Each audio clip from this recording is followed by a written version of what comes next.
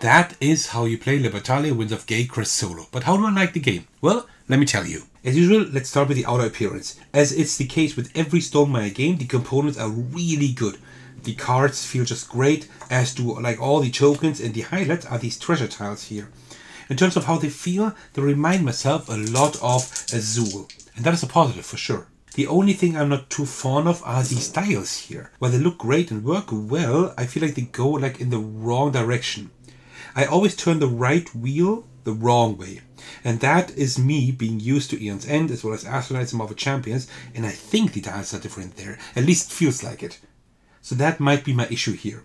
Regarding the artwork, I've heard a lot of complaints about it and that players enjoyed the old art more, the more realistic one, right? Versus like the cartoony one that we have here. And while I can see why people say that, I like the new art style more, I would say. First of all, it's a little bit more clean, even at the price of now being cartoony instead of realistic as in the old version.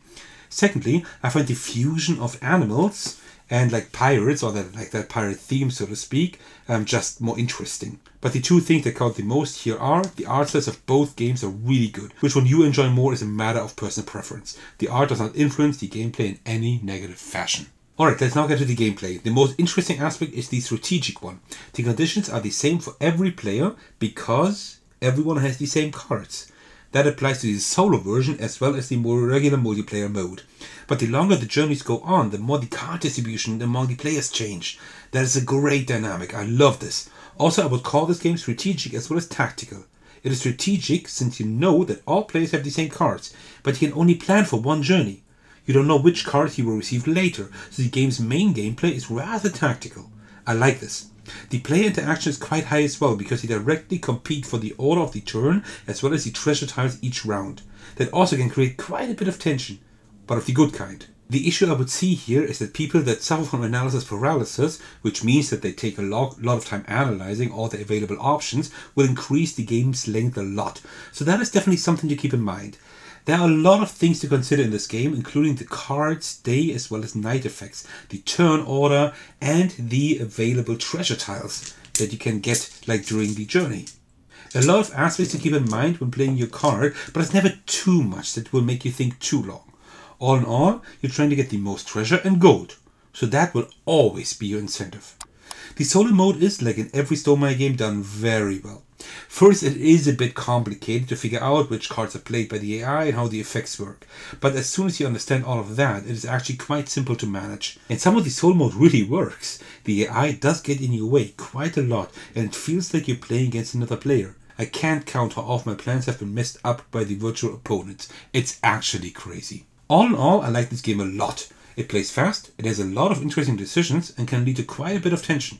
The multiplayer mode works just as well as the solo mode that was developed for this version specifically, and the game has a nice combination of strategic as well as tactical decisions. If you are looking for a not too complex game that plays well at a lower as well as higher player counts, I highly recommend this game. It may not be the perfect game for overanalyzers, but there are a lot of really fun moments in the game. Sometimes it even almost feels like a board gamer's party game, kind of, right? I really like this. And this is also why it is receiving my silver Sir Thecos Ace of Games award. I just like this game quite a bit.